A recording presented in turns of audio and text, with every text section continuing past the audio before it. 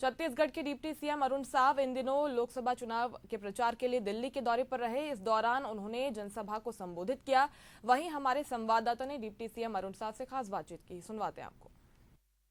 हमारे तो छत्तीसगढ़ के डिप्टी सीएम अरुण साहू जी हैं। अरुण साहू, सबसे पहले पिछला जो विधानसभा चुनाव हुआ था आपकी सदारत में हुआ था, भारतीय जनता पार्टी के तमाम अनुमानों के विपरीत एक प्रचंड जीत हासिल हुई थी। और उस जीत में जो आपके अनुभव तो उसको देखते हुए भारतीय जनता पार्टी ने आपको स्टार कैंपेनर के रूप में पूरे देश में भेजा। हालांकि अगर प्रधानमंत्री नरेंद्र मोदी जी की बात करें तो वो अब लगातार नारे देते हैं आपकी बार 400 पार। आपको क्या लगता है? ये सही है कि जब अगस्त 2022 में पार्टी ने मुझे प्रदेश अध्यक्ष की जिम्मेदारी दी, पूरे देश और प्रदेश में ये वातावरण बनाया गया था कि कांग्रेस को, भूपेश बघेल को कोई हरा नहीं सकता है। भारतीय जनता पार्टी लड़ाई में नहीं है, मैदान में नहीं है। इस प्रकार का वातावरण बनाया गया था। पर जैसे ही मैंने प्रदेश अध्यक्ष बना तब भी मैंने विश्वास के साथ ये कहा था कि निश्चित रूप से छत्तीसगढ़ में भारतीय जनता पार्टी की सरकार बनेगी। विश्वास का कारण था भारतीय जनता पार्टी का मजबूत संगठन। कुशाभाऊ ठाकरे जैसे संगठनकर्ताओं ने छत्तीसगढ़ में हरेक मतदान केंद्र तक मजबूत और सशक्त संगठन की रचना की है। ईमानदार और मेहनती कर्मठ कार्यकर्ताओं की लंबी फहरिस्त है। और छत्तीसगढ़ के कोने कोने तक मैं गया, कार्यकर्ताओं में उत्साह का संचार किया, एकजुट किया और पूरी ताकत से एक एक कार्यकर्ता ने मेहनत की।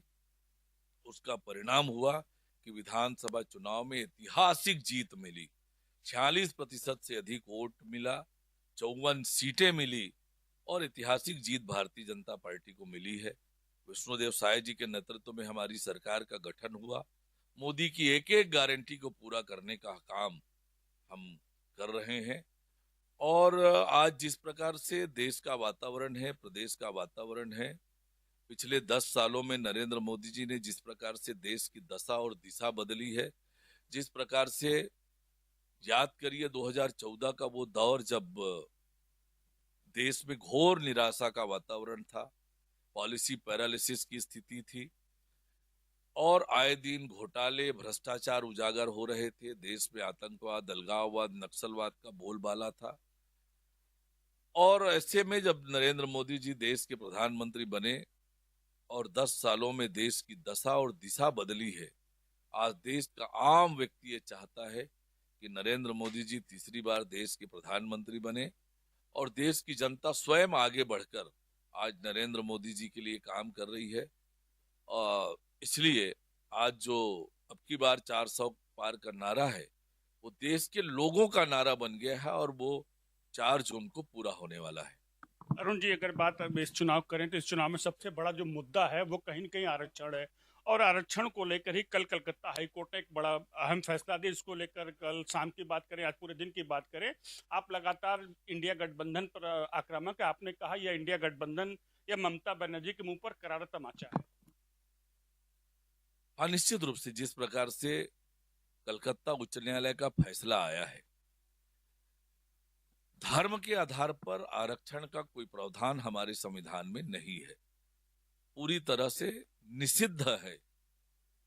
और कांग्रेस की कुछ राज्य सरकारों ने ओबीसी के अधिकार पर डकैती करके मुस्लिम समाज को आरक्षण देने का काम किया।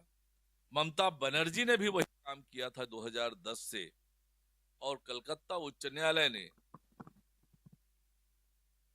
उसे पूरी तरह से समाप्त किया।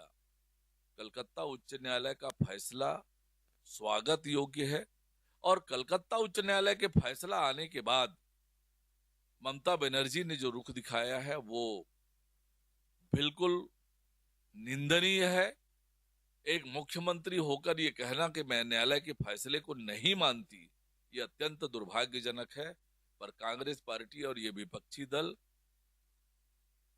जो पिछड़े वर्ग के हकों पर डकैती डालकर जो पिछड़े वर्ग के साथ अन्याय कर रहे हैं, किसी भी कीमत पर ये करने नहीं दिया जाएगा। पूरी ताकत से इसका विरोध करेंगे। राष्ट्रीय राजधानी राजनीति से इतर अगर आपके प्रदेश की बात करें तो आपके प्रदेश का जब भी नाम आता है कहीं न कहीं नक्सलवाद सबसे आगे आता है। अगर आपकी सरकार की बात करें तो आपकी सरकार बनने के बाद आपने कहा कि हम जो है नक्सलियों की सफाई के साथ साथ नक्सलियों से वार्ता करेंगे, उन्हें मुख्य धारा में लाने का प्रयास करेंगे। इस पर क्या कहेंगे? हाँ, ये निश्चित रूप से जब 2003 में हमारी सरकार बनी थी, बस्तर और सरगुजा दोनों डिवीजन नक्सलवाद से प्रभावित था। 15 साल की सरकार में हमने सरगुजा से नक्सलवाद को पूरी तरह से समाप्त करने का काम किया। बस्तर के थोड़े हिस्से में हमने समेट दिया था, पर 2018 में कांग्रेस की सरकार बनी। कांग्रेस की सरकार ने नक्सलवाद को पाला पोसा और शहरों तक उसका विस्तार हुआ। और जब अब हमारी सरकार बनी है, पूरी ताकत से हम बस्तर को नक्सल मुक्त करने की दिशा में काम कर रहे हैं। देश के गृह मंत्री अमित शाह जी का पूरा सहयोग मिल रहा है, प्रधानमंत्री माननीय नरेंद्र मोदी जी का आशीर्वाद मिल रहा है और लगातार कार्यवाहियां हो रही है। 100 से अधिक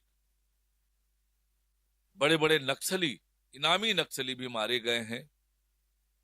बड़ी संख्या में गिरफ्तारियां हुई है नक्सलियों की। बड़ी संख्या में नक्सलियों ने सरेंडर भी किया है। बहुत जल्दी बस्तर नक्सल मुक्त होगा और बस्तर विकास और तरक्की की ओर आगे बढ़ेगा। आपकी वार्ता का पहल ये रहा कि तमाम नक्सलियों ने जो है खुद सरेंडर किया।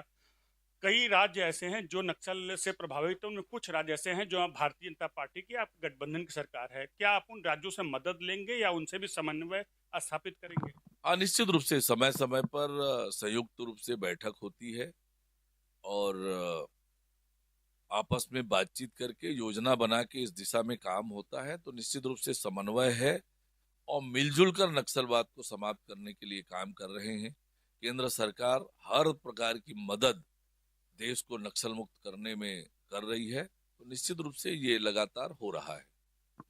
छत्तीसगढ़ के पिछले लोकसभा चुनाव में आप लोगों ने 11 में से 9 सीटें जीती, 2 हारी थी। इस बार का क्या स्कोर होगा? पिछली बार 9 में से 9 सीटें हमने जीती थी 11 में से। उस स्थिति में जब 4 महीना पहले विधानसभा चुनाव हुआ था तो 68 सीटों के साथ कांग्रेस पार्टी की सरकार बनी थी। 90 में से 68 विधानसभा सीटें कांग्रेस ने जीती थी और 4 महीने ही बाद जब लोकसभा चुनाव हुआ तो हमने 11 में से 9 लोकसभा सीटें जीती। 2 लोकसभा बस्तर और कोरबा जो हारे थे, बहुत थोड़े थोड़े वोटों से हारे थे। और इस बार वातावरण बदला हुआ है, परिस्थितियां बदली हुई है। कांग्रेस ने तो चुनाव से पहले अपनी हार मान ली है। उन्हें तो कोई प्रत्याशी नहीं मिल रहा था।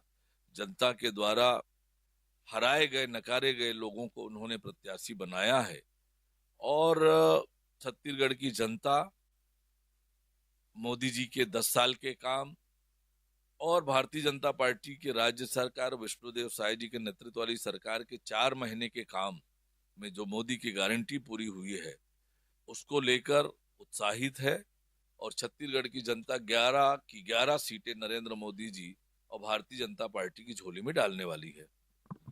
इस राजनीतिक स्कोर से अगर क्रिकेट के स्कोर पर आ जाए, जिस तरह से अभी पिछले कुछ दिनों पहले आप जो है छत्तीसगढ़ प्रीमियर लीग के ब्रांड एम्बेसडर आपने सुरेश रैना को बनाया था, उससे कितना फायदा छत्तीसगढ़ को मिलेगा? चूंकि अगर भारत की बात करें, भारत में क्रिकेट एक धर्म है, क्रिकेटर एक भगवान है। तो आपने प्रसिद्ध क्रिकेटर सुरेश रैना को अपना ब्रांड एम्बेसडर बनाया।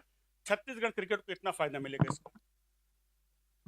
छत्तीसगढ़ में क्रिकेट बड़ा लोकप्रिय खेल है और अच्छे अच्छे युवा खिलाड़ी छत्तीसगढ़ से निकल कर आ रहे हैं। आईपीएल में भी हमारे छत्तीसगढ़ के अनेक खिलाड़ियों ने अच्छा प्रदर्शन किया है। रणजी मैचों में अच्छा प्रदर्शन किया है। प्रतिभाशाली खिलाड़ियों की कमी छत्तीसगढ़ में नहीं है और सीजी प्रीमियर लीग होने से निश्चित रूप से इन खिलाड़ियों को अपनी प्रतिभा दिखाने का अवसर मिलेगा। और सुरेश रैना इतने बड़े खिलाड़ी रहे हैं, एक बड़ा नाम है उनका, उन्हें ब्रांड एम्बेसडर बनाकर छत्तीसगढ़ के नौजवानों को, नौजवान खिलाड़ियों को निश्चित रूप से उससे प्रेरणा मिलेगी और छत्तीसगढ़ क्रिकेट को बड़ा लाभ होने वाला है।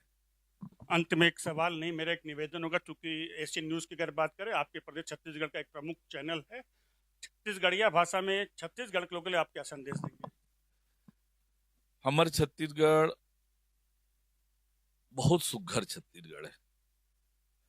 हमार छत्तीसगढ़िया बोली, हमार छत्तीसगढ़ी व्यंजन, खान पान, रहन सहन बहुत गुरतुर है, बहुत मीठा है। हम सब एक दूसरे से परिवार की तरह मिल के रहीथन, प्रेम से रहीथन, और सब जन इसने छत्तीसगढ़िया मन मिल के रहिबो, प्रेम से रहिबो, और छत्तीसगढ़िया सबले बढ़िया के नारा फिर से पूरा दुनिया में गूंजे, एकर लिए काम करबो। जम्मो छत्तीसगढ़िया भाई बहनी मन ला राम राम, जय जोहार, जय छत्तीसगढ़। एशियन न्यूज में दिल के बहुत बहुत धन्यवाद। देखा आपने, ये थे छत्तीसगढ़ के deputy CM Arun Sao. Camera person Shubh के साथ महेश ने कमल, एशियन न्यूज, दिल्ली।